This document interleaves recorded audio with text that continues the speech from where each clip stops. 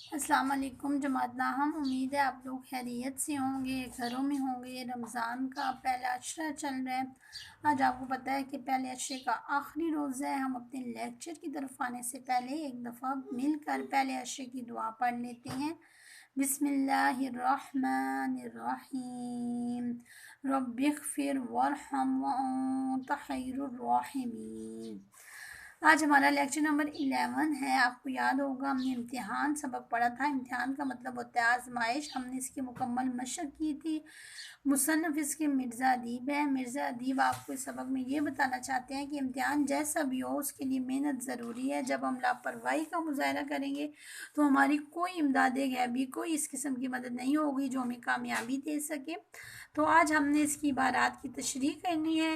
سب سے پہلے ہمارے پاس ہے عبارت نمبر 1۔ ہم دیکھتے ہیں کہ عبارت نمبر 1 میں کیا ہے۔ میں نے یہاں پہ ہر عبارت کا ایک ایک حوالہ لکھ دیا ہے اور مزید حوالہ جات آپ خود لگائیں گے اس کے مطابق۔ عبارت نمبر 1 کی طرف آتے ہیں۔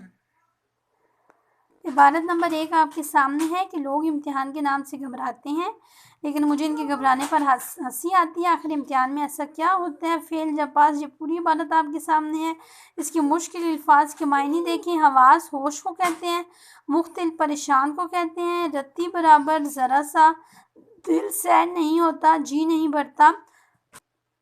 عبارت نمبر 1 کی تشریح دیکھیں۔ تشریح طلب عبارت میں مصنف طنز و مزاح کے انداز میں کہتے ہیں کہ میرا مشاہدہ ہے کہ اکثر لوگ امتحان کا نام سن کر پریشان ہو جاتے ہیں، چونکہ یہ لوگ امتحان کو ایک بوجھ سمجھتے ہیں، اس لیے امتحان سے گھبراتے ہیں، جبکہ میرا معاملہ کچھ مختلف ہے۔ مجھے تو ان کے گھبرانے پر ہنسی آتی ہے۔ یہ بات میری سمجھ سے بالا تر ہے کہ آخر امتحان میں ایسی کون سی بات ہے کہ جس کی وجہ سے یہ سب پریشان ہوتے ہیں۔ میرا سابقہ تجربات کا یہ نچوڑ ہے کہ امتحان میں انسان پاس ہو جاتا ہے یا فیل، کہ خدا نخواستہ اس سال فیل ہو گئے تو کون سی قیامت آ جائے گی، اگلے سال پھر امتحان دے دیں گے۔ اس کے بعد آپ ایک حوالہ لگائیں گے، وہ حوالہ آپ کے سامنے ہے۔ نہ ہوئی گر میری پرچوں سے تسلی نہ سہی، امتحان اور بھی باقی ہے تو یہ بھی نہ سہی۔ اس کے بعد آپ اینڈ تک اس کی تشریح کریں گے اور آخر میں جو حوالہ لگانا ہے وہ آپ خود لگائیں دیں، مگر شرط یہ ہے کہ پھر اسے یاد کرنے پر مجبور نہ کیا جائے۔ عبارت نمبر 2 آپ کے سامنے ہے۔ میری سنیے کہ دوست، اب وہ اپنی جہاں پہ آپ بیتی سنانا مصنف شروع کر رہے ہیں کہ جو میں نے لا کلاس کا کورس کیا ہے 2 سال میں، مگر کس طرح شام کو یاروں کے ساتھ ٹہلنے چلا جاتا ہے، یہ پوری عبارت ہے۔ اس کے مشکل الفاظ کے معنی دیکھیں۔ جھانک آنا، نظر ڈال لینا، مستغرق، مصروف، تکمیل، مکمل، کان کترنا، مات دینا۔ ٹھیک ہے، اس کی تشریح دیکھیں۔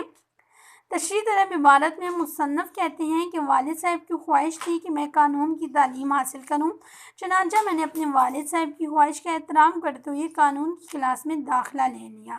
قانون کا کورس 2 سال کا تھا۔ میں نے خوش و خرم اور بڑے مزے میں بسر کیا۔ شام کے وقت باقاعدہ کلاسوں میں پڑھنے کے بجائے اپنے دوستوں کے ساتھ سیر پر جانے کے لیے نکل جاتا اور واپسی پر احتیاط کے طور پر کلاس پر بھی ایک سرسری نگاہ ڈال آتا۔ کالج کے کلرک سے میری بہت اچھی دوستی تھی، جبکہ استاد محترم پڑھانے میں اس قدر مگن ہوتے کہ حاضری مکمل کرنے میں کوئی دشواری نہیں ہوئی۔ حاضری کے معاملے میں تو اس لیے احتیاط کرتا تھا کہیں حاضری کم ہونے کی صورت میں کوئی مسئلہ نہ ہو جائے، اس کے علاوہ داخلہ بھجوانے میں بھی دشواری ہوگی۔ میرے روزمرہ کے معمولات یہی تھے۔ ان سے ابھی آپ نے اندازہ لگائیں کہ جس انداز سے میں قانون کی کلاسز لے رہا تھا اس سے میرے مشاغل میں کوئی فرق آ سکتا تھا؟ یقیناً نہیں آ سکتا تھا، جبکہ والد محترم بہت مطمئن تھے کہ ان کا بیٹا وکالت کی تعلیم حاصل کر رہا ہے۔ ان کی رائے یہ تھی کہ ایک وقت ایسا بھی آنے والا ہے جب ان کا بیٹا بڑے بڑے وکیلوں کو لاجواب کر کے مات دے دے گا۔ میں بھی اپنے تئیں بہت مطمئن تھا اور بے فکر تھا کہ چلو 2 سال آسانی سے گزر جائیں گے، کوئی پڑھنے اور محنت کے لیے مجھے مجبور نہیں کر سکتا۔ 2 سالوں بعد دیکھا جائے گا کون جیتے اور کون مرتا ہے۔ مگر 2 سال کا حسین عرصہ بیاد خوشی اور مسحور کرنے والا عرصہ تھا اور میری زندگی میں آیا اور ہوا کی طرح گزر گیا۔ اس میں آپ حوالہ لگائیں گے۔ ناکام لوگ وقت کے گزرنے کے بعد وقت کو ہوا کا جھونکا قرار دیتے ہیں۔ ٹھیک ہے، یہ آپ نے لگانا ہے اور ایک حوالہ آپ نے خود اس میں شامل کرنا ہے۔ ٹھیک ہے۔